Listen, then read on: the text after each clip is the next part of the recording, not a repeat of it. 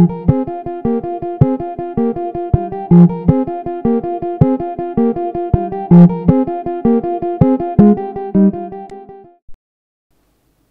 and welcome to Green IT Introduction. My name is Gaurav Malik. I'm a senior lecturer in computer science at the University of East London. I'm also a certified ISEB instructor for the Green ICT certificate. I'm going to take you through Green IT, a definition of Green IT. I'm going to take you through the different drivers behind Green IT, why it's becoming quite a topical issue nowadays. The business benefits of Green IT, why you should look at implementing Green IT within your organization or your company, how we can reduce the environmental impact of ICT operations, and finally look at ICT as a green enabler. So what is Green IT? Well, Green IT can be defined as a collection of strategic and tactical initiatives which directly reduce the carbon footprint of computing operations. It's the use of IT to help reduce organizations' overall carbon footprint, and how we can encourage greener behavior amongst employees, customers, and suppliers. Also, it's about ensuring the sustainability of resource used by IT. So the ICT life cycle, now very often we hear a lot about the aviation industry. It tends to get a lot of flack when it comes to, with regards to carbon emissions. But ICT accounts for 2% of global CO2 emissions, and though it's hard to believe, it's almost the same as the aviation industry. Now, when we talk about green ICT, we have to distinguish between what we call embodied energy versus consumed energy. So embodied energy is associated with the manufacture and disposal of ICT, and consumed energy is what we associate with the use of ICT. However, very often embodied energy, which is what we spoke about before, can almost be 50% of consumed energy. Now, which kind of makes you think about the whole ICT life cycle. Now, especially nowadays when we have a global supply chain where you have processors being produced in Southeast Asia, machines being assembled across the world, you kind of get the whole idea of why embodied energy may be 50% of consumed energy. So embodied energy, as I said, is basically associated with the manufacture and disposal of ICT, and consumed energy is with the use of ICT itself. So we need to ask ourselves the question, should we replace that old server or that old desktop that is not being used? If we can put it to a different, again, as we go through the session, we'll see how we are able to utilize old machines. So the need for green IT, why has it become such a topical issue? Well, first of all, it's the effects of climate change. It's the effect of ICT production and disposal.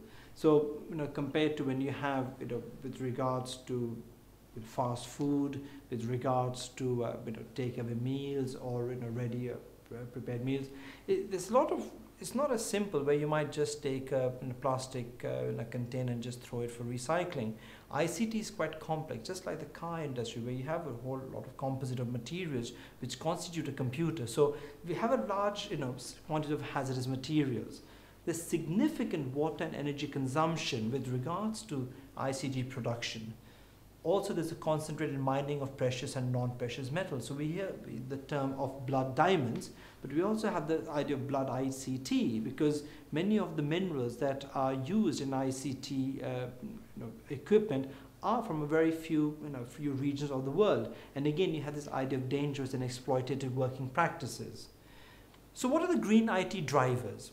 So what, why do we need green? What is driving this, implementation of green IT initiatives within organization? Well, first of all, is environmental. As I said before, ICT emissions is set to rise significantly. All we have to look is just look around us. So in the past, when people may have had access to one desktop machine, nowadays people have a desktop machine, they have a laptop or a netbook, they have some sort of a tablet, they have a mobile phone. So again, the number of devices that we have increased in the last few years. Political is about improving our reputation. It's about how we are seen by the outside world. Social, about meeting the expectation of others. What do we leave for the future generation? And legal is meeting the regulatory obligations, to ensure that we are acting within the legislation. So now, with regards to green IT, if you look at the business benefits of green IT, you can't really debate. Cost tends to be the driving factor of green ICT. And there's a culture within organizations to be seen to be more green. There's an idea of reputation, especially through the increase of corporate social responsibility. Companies want to be seen to be, green employers. They want to be seen green, and sometimes it becomes a requirement where companies are required to show their green certificate, as a requirement of being a supplier to another organization. So if you take a look at the UK climate change timeline, so we had the IPCC was formed in 1998. The Rio Earth Summit, which took place in 1992. Then we moved on to 1997. We had the Kyoto, protocol was adopted. Then the Kyoto Protocol came into effect in 2005, and in 2009 was when UK introduced the carbon budget system. Now, the Kyoto mechanism was about countries meeting their targets primarily through national measures, but the protocol offered 3 market-based mechanisms: the idea of emissions trading, which is commonly known as the carbon market, clean development mechanisms, and joint implementation. The UK carbon reduction commitment is linked to targets of the Climate Change Bill. It's a mandatory scheme which affects an organization, about 5,000 businesses, which use more than 6,000 megawatt hours of electricity per year, which is why very often when you go into government buildings, you tend to see a certificate which tells basically about what the energy consumption is, or something to look out for, just to keep an eye out for it. And it's a self-certification scheme which is backed by spot audits. Now, there are bonuses and penalties which are dependent on their position in the CRC league table. Now, if you take a look at legislation, now again, if you see the icon on the screen, you probably recognize it. So this is the Waste Electrical and Electronic Equipment Directive, which became European law in 2003. So it sets standards for the collection, recycling, and recovery targets for all types of electrical goods. So IT equipment categories includes computers, peripherals, copiers, calculators, electronic typewriters. So products carrying logo cannot be included in general waste. So, and this is the reason why it becomes quite important that people recognize what these logos means and what we mean by the WEEE directive. So very often, local authorities will make provisions of either taking, electronic equipment, away from households. They may have, specially allocated areas where you could bring your electronic items. And in the UK, there tends to be, there is a consortium which is set up, where you could actually, bring items in and get them recycled. And nowadays, many companies also have a scheme by which you can trade in your old machine and get a discount when you buy a newer model of the same machine, or maybe a different model. The Restriction of Hazardous Substances Act is often referred to as the lead-free directive. So it's aimed at eradicating hazardous substances from new equipment, and manufacturers must produce a technical file which contains analysis and component data, and it's kept for a minimum of 4 years. The EUP directive, and again, you might have seen this when you buy an electronic item. You see the certificate. So adopted in 2005, updated in 2009. So it establishes a framework under which manufacturers of energy-related products will at the design stage be obliged to reduce energy consumption or the negative environmental impacts. But, however, what's interesting is while we see these logos being used for washing machines, for fridge, and most electrical items, at the moment we still do not have this for regulation of PCs. It's still pending. The European Batteries Directive, so we tend to throw about 600 million household batteries every year, and recycling rates traditionally were very low. The directive provides stricter rules on battery manufacture and recycling, including collecting and treating of waste, and also battery labeling and design. So you tend to find many retailers will have sort of boxes or containers where you can bring in old batteries, even though you did not buy them from that particular retail. And again, this, as I said, in the UK, most retailers tend to act as a consortium when it comes to most recycling initiatives. And what you can do is you can go to, if you go to the DirectGov website, and if you type in your postcode, you can see the different retailers who are participating in the scheme. The epeat, which is about the electronic product environmental assessment tool, it helps purchasers evaluate, compare, and select systems based on the environmental attributes. The products are rated as bronze, silver, or gold. And Energy Star, again, you might have come across the Energy Star logo, which when you switch on a computer, you normally tend to see that coming on the left or right hand side of the screen. It's a joint program of the US EPA and the US DOE. It's a voluntary labeling program covering computers, monitors, and additional office equipment.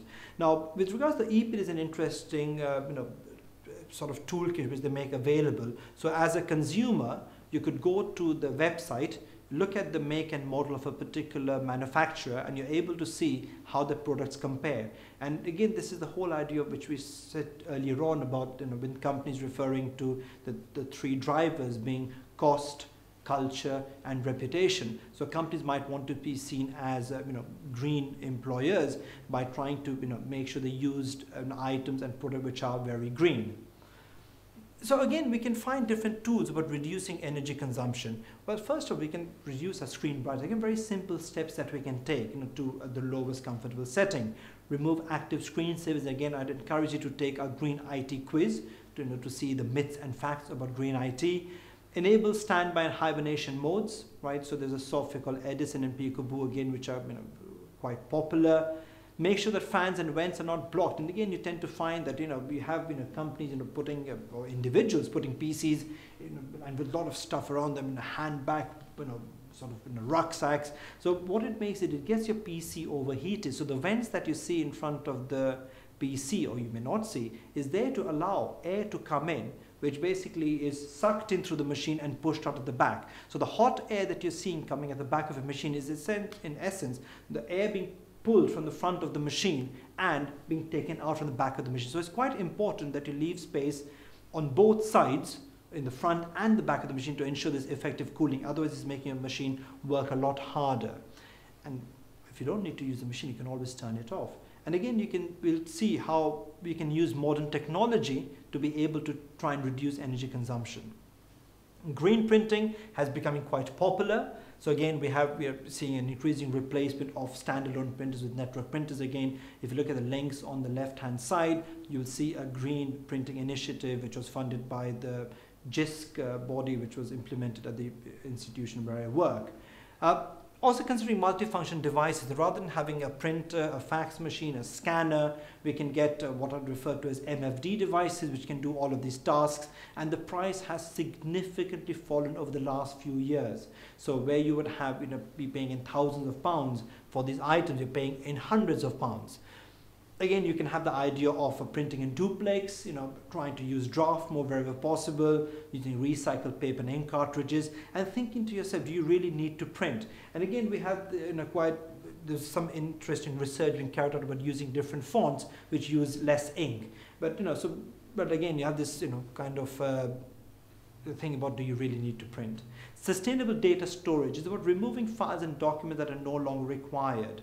So we can use data deduplication technology to identify identical copies, and also being very clear about data retention and archiving policies. Again, if you don't require the data in your organization after a few years, you might look at archiving them rather than just keeping them on active servers. Green networking has come into its own over the last few years.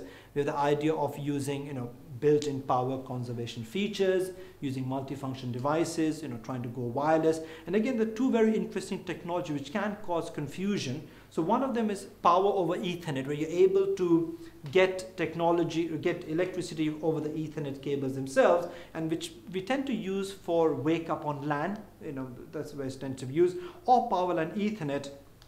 We're able to use your power, cabling within your organization to basically use data transfer over those cables. Green computing on the go, and as I said, laptops have an advantage. They have fewer materials, less embodied energy. They also consume less power. And you've got to think to yourself, do you really need the 17-inch screen on that laptop? Could you not do with maybe a netbook or an ultrabook, which has significantly lower energy consumption? And again, it's trying to find horses for courses. Do you need a netbook? Do you need a laptop? Or do you need a smartphone to get the same job done? Now, I just pay a brief introduction to virtualization. Again, we have an entire section on virtualization in this series.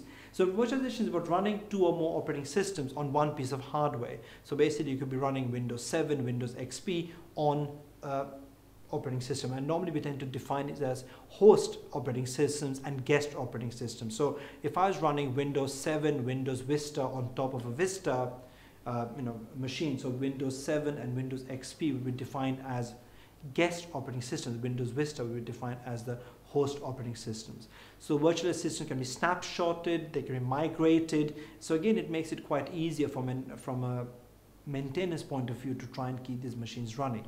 So as I said, multiple benefits about system sprawl, increased utilization, lower management costs, and most importantly, reduced energy consumption. So, reusing items, plan for it, have an asset management process, set up an equipment exchange scheme within your organizations. Now, when you're throwing items away, think whether you need to sanitize your disks, because again, it might have confidential data. It's very important that you identify recycling companies who are able to offer this service to yourself.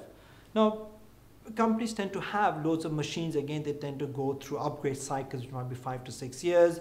So selling old equipment, on offer to employees at a discount, and again donating old equipment to worthy causes. But again, this is something that we need to think about. Does it really make sense to take our old machines and send them to developing countries and letting it become somebody else's issue? So as I said, we need to look at reasonably recent machines with functioning hardware at best, and we've seen the rise in things like for example. Machines which can be utilized when we're taking them to developing countries. So again, we need to just look at the ethical issues around that, because while we may have strict recycling policies in the UK, for example, that might not be the case in other countries. So again, it's quite important when you're looking at donating old equipment. Reassigning old equipment, so older servers can be used as standby units. So all the desktops can be handed on to non-power users. Not every needs 16 gig RAM and Intel core to do a machine. So again, something that you might want to reconsider. Equipment can be used as a disaster recovery center. We could load Linux on older PCs, and again, it tends to work quite well, especially with things like Ubuntu, Knoppix. They run quite well on older machines. And using old PCs, for an old media center, again, we have Boxy was a very popular media center that could be installed on a machine that would do the work of effectively a smart TV, right? So again, something that might be worth considering. Recycling is to taking advantage of take-back schemes. It's not the same as trade-in programs. So, for example, Dell has an asset recovery service, funding a green recycler. So, when you Google, like IT recycling companies, you need to insist on total transparency. Where do your machines go? You do not want them to be ending up in a different country's landfill. Also, trying to use products and parts that can be disassembled with universally available tools.